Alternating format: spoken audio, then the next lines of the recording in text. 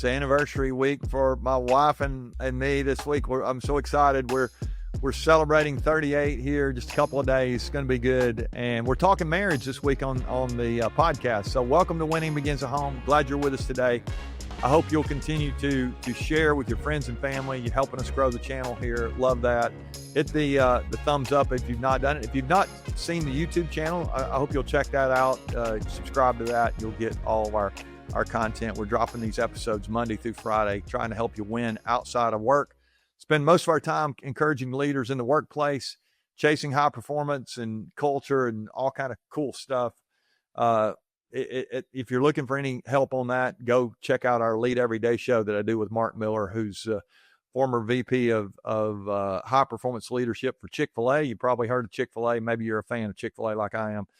I'd encourage you to check out the Lead Everyday show if you need some help at work. But we're talking, how do you win outside of work? And today, really, when it comes to our marriage, I want to make a little statement today, and then I want to get you to think back on where your relationship began. So here's the statement. I've been thinking about this a lot the last few months. It's this: proximity does not guarantee intimacy. Proximity does not guarantee intimacy.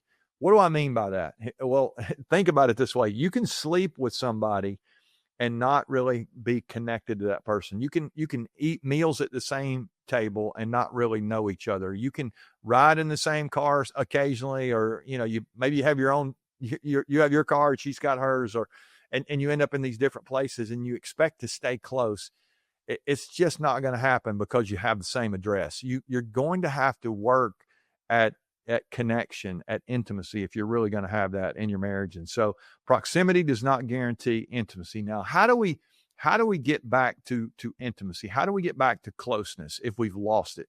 And I think every marriage, there's going to come a time where you begin to drift apart. And I say that, I use the word drift intentionally there, because I think that our marriages don't necessarily implode as much as they erode. I think it's easy to think that, what happened to them and everything just kind of blew up and, they're no longer together. When the truth is, this slow erosion day after day after day, again, sleep together in the same bed, live in the same room, eat the same meals, the whole deal.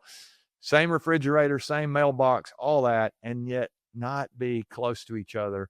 Why does that happen? Well, it just begins to erode over time. And I think it erodes over time because we forget that our behavior is going to actually lead us to where we want to go. It's not we always say in the business world, hope is not a strategy.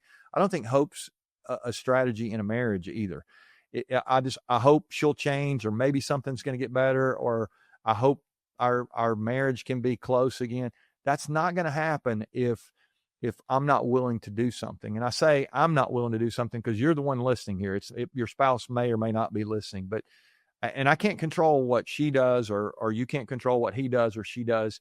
You can only control what you do. But here's what I would say: if I want to win the heart of my spouse, which why would you not want your spouse's heart to be knitted to your heart? I would want that. And as I think back, there was a time when we first, this happened for you as well. I'm guessing, and I'm really not even guessing. I'm just pretty certain that this is true, that you guys were pretty much, head over heels for each other at one point.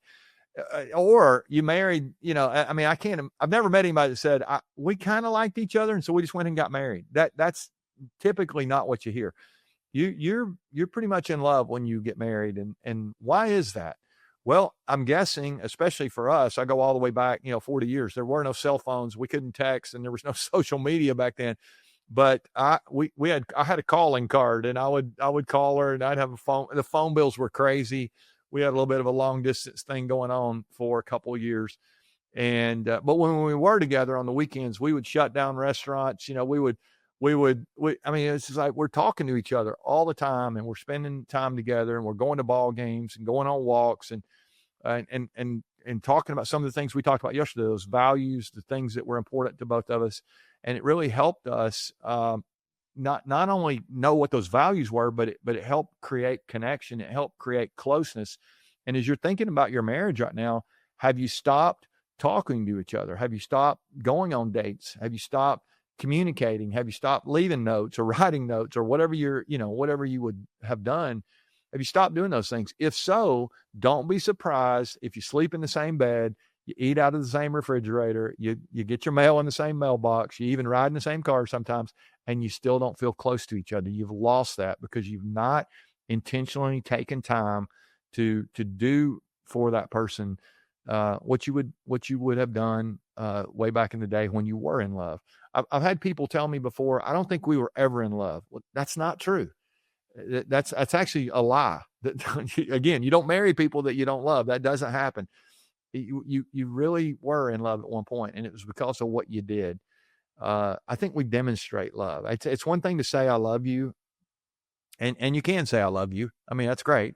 But I think you demonstrate that you love somebody by your actions. And so again, those dates, those gifts, those words of affirmation, that I mean, just being there for them and the closeness that comes from that, I think is so powerful. And so as we go into, through Marriage Week this week, don't forget that proximity does not guarantee intimacy. You want intimacy in your marriage. You want closeness and connection with your spouse. It's not going to happen just because you live at the same address. Let's make sure that we're doing what we need to do to ensure that our relationships are all that they can be. And I think if we do that, we can feel good about that. Now, let me close with one little word here. What would happen if I began to act this way without expectation of anything in return? I would do this without, whether they do this or not. If for some of you listening, you're going, that's great, I can do this, but they're not going to reciprocate. They're not going to do anything. You might want to let them listen to this, by the way, if they need to. But here's what I believe. I think it's imperative that I would do what I'm supposed to do, no matter what she does,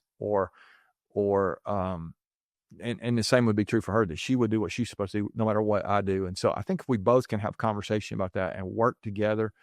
You may need help beyond what this podcast is going to do for you. You may need to go see a counselor or have some outside perspective. But if you're going to do that, I would encourage you to go do that together. It's going to be easy if you're not careful to get perspective from somebody who's going to take your side. No, that's the goal here is not victory in this relationship. It's unity. It's intimacy. And so let's go after that. I think if we will, our marriages can make progress. Let's keep winning where it matters most, at home. I hope you'll join us tomorrow as we continue this conversation on marriage. All right. Love you guys.